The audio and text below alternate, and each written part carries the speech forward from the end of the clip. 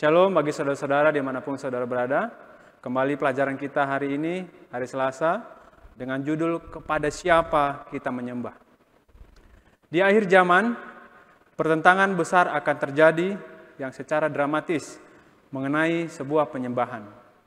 Apakah kita menyembah Sang Pencipta atau menyembah binatang dan patungnya?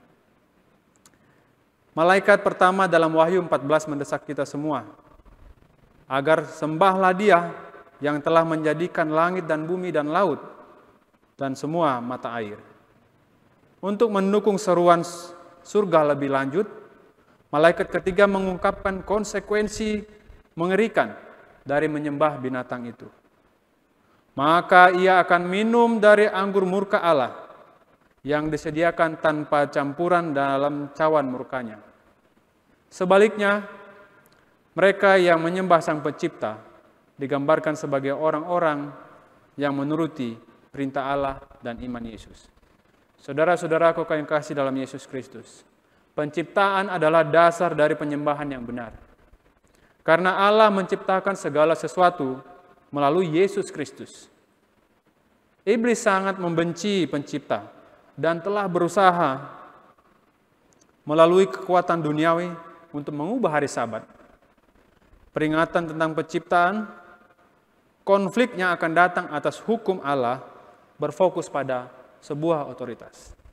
Saudara-saudaraku yang kekasih, jika iblis dapat menghapus ibadah Sabat, ia akan menyatakan bahwa otoritasnya jauh lebih besar daripada otoritas Allah. Untuk mencapai hal ini, iblis akan berusaha meyakinkan atau memaksa seluruh dunia untuk menerima Sabat palsu. Kalau kita baca dalam Wahyu 13 ayat 13 sampai 17 mengatakan, dan ia mengadakan tanda-tanda yang dahsyat. Bahkan ia menurunkan api dari langit ke bumi di depan mata semua orang. Ia menyesatkan mereka yang diam di bumi dengan tanda-tanda yang telah diberikan kepadanya untuk dilakukannya di depan mata binatang itu. Dan ia menyuruh mereka yang diam di bumi supaya mereka mendirikan patung untuk menghormati binatang yang luka oleh pedang, namun yang tetap hidup itu. Dan kepadanya diberikan kuasa untuk memberikan nyawa kepada patung binatang itu, sehingga patung binatang itu berbicara juga dan bertindak begitu rupa, sehingga semua orang yang tidak menyembah patung binatang itu dibunuh. Dan ia menyebabkan sehingga kepada semua orang, kecil atau besar, kaya atau miskin, merdeka atau hamba, diberi tanda pada tangan kanannya atau pada dahinya.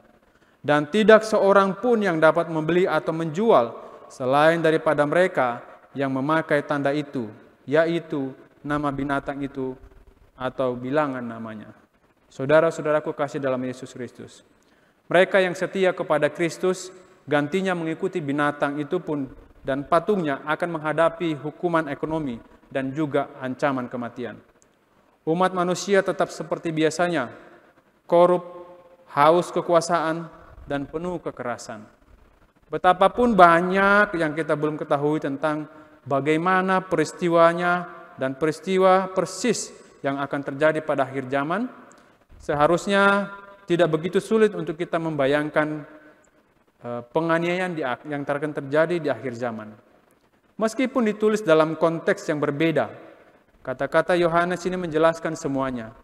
Berbicara tentang Yesus, Yohanes menulis bahwa Dia tidak perlu seorang pun memberi kesaksian kepadanya tentang manusia, sebab Ia tahu apa yang ada di dalam hati manusia, seperti yang tertulis di dalam Yohanes 2 ayat 25. Demikianlah rangkuman pelajaran kita di pelajaran tanggal 18 Juni ini. Bila mana saudara-saudara memiliki pertanyaan, boleh disampaikan di kolom komentar, kami akan jawab segera.